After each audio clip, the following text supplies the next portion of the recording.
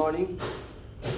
पिछले वीडियो में मैंने बताया था पार्ट्स ऑफ स्पीच के बारे में, कितने पार्ट्स होते हैं और किस तरह से डिवाइड किया था, फॉर्म, क्लासेज, स्ट्रक्चर, वर्ड, ये हमने पिछले वीडियो में बताया था।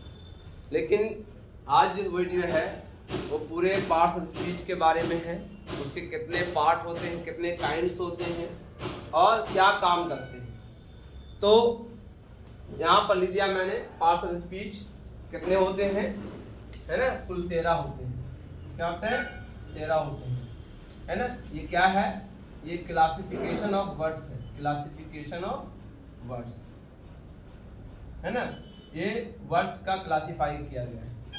तो उसमें जो पहला पार्ट है, पहला जो है वो है नाउन, है ना।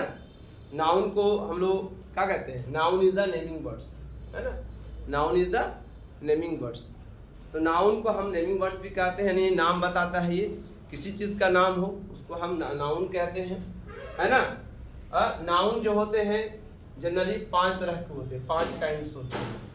लेकिन बहुत जगहों पर आपको 3 काइंड्स के ही मिलेंगे, है ना। जैसे कि काउंटेबल नाउन, अनकाउंटेबल नाउन और प्रॉपर नाउन। इस तरह से कहीं पर जो है और भी नाम दिया गया है, समझिए।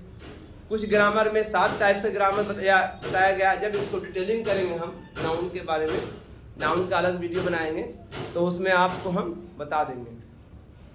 उसके बाद जो है प्रोनाउन। प्रोनाउन जो नाउन के बदले में आता है, it comes in place of noun.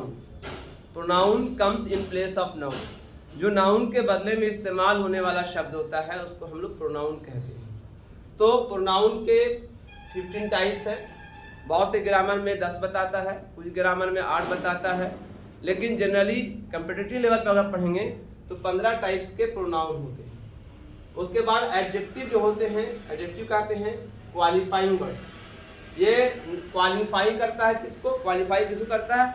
Noun और प्रोनाउन को। नाउन और प्रोनाउन को क्वालिफाई करता है, इसको क्वालिफाइंग वर्ड कहते हैं।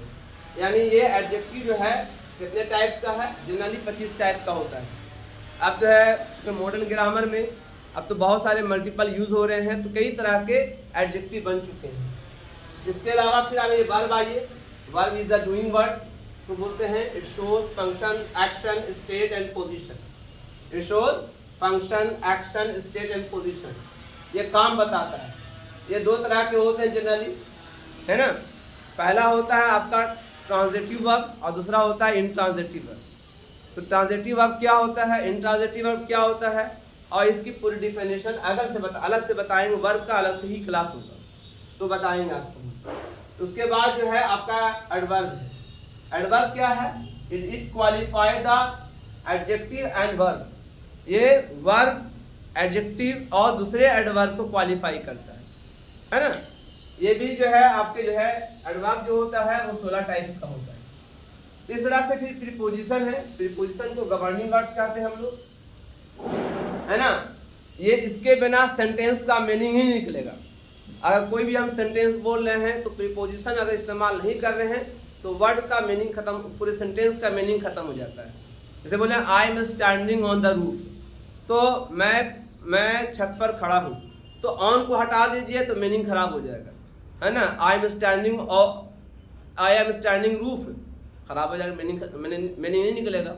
तो ऑन जब लग रहा है तब उसका मीनिंग निकल रहा है, इसलिए इसको गवर्निंग वर्ड्स कहा गया है ना। ये 5 तरह के होते हैं, ठीक है। कंजक्शन, ज्वाइनिंग वर्ड्स, ये 2 वर्ड, यानी it joins 2 word, 2 sentences, 2 phrases of equal rank. मतलब एक जैसा 2 नाउन को जोड़ेगा। ऐसा नहीं कि 2 नाउन का मतलब हुआ कि एक नाउन एक वर्ब को जोड़ेगा, नहीं। 2 नाउन को जोड़ेगा, 2 वर्ब को जोड़ेगा, 2 सेंटेंस को जोड़ेगा, 2 फ्रेज को जोड़ेगा। जब भी जोड़ेगा तो इक्वल रैंक के वर्ड को जोड़ेगा, इसको ज्वाइनिंग वर्ड कहा गया है ना। तो ये 3 तरह के होते हैं। इंटरजेक्शन जो है एक्सक्लेमेशन शो करता है ना, which comes out from the mouth automatically, है ना। तो उसको इंटरजेक्शन कहते हैं। ये 10 प्रकार के होते हैं। इसके अलावा नॉमिनल एक ही प्रकार का होता है। नॉमिनल एक्चुअली वो वर्ब होता है, ये काम करता है नाउन की तरह, इसलिए उसको वर्बल नाउन भी कहते हैं।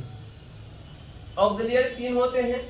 एक होता है be verb, have verb, do verb. Generally 4 होते हैं, be verb, do verb, have verb, modal verb.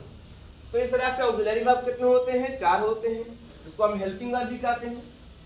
फिर जिरंड जो होता है वो एक होता है, जिरंड एक्चुअली वर्ब होता है लेकिन काम करता नाउन के तरह, ये भी जिरंड कहलाता है।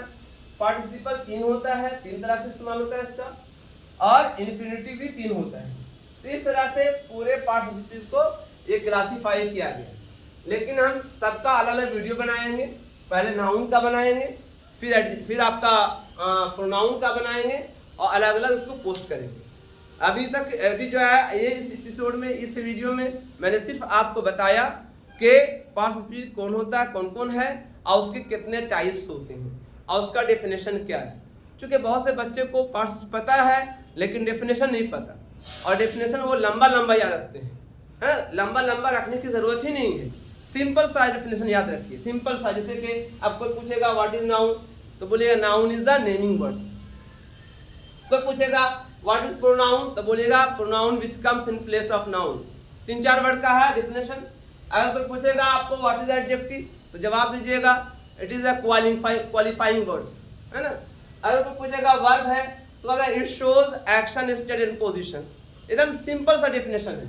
और अगर कोई वर्ब क्या है, it is the qualifying words of verb, adverb and another adverb, है ना। एडजेक्टिव। प्रीपोजिशन क्या है, गवर्निंग वर्ड्स। सिंपल सेंटेंस है, गवर्निंग वर्ड्स कहलाता है ये, है ना। Conjunction is a joining words. Conjunction क्या करता है, ज्वाइंस करता है, ज्वाइनिंग वर्ड्स है ना। इंटरजेक्शन एक्सक्लेमेशन वर्ड्स है ना।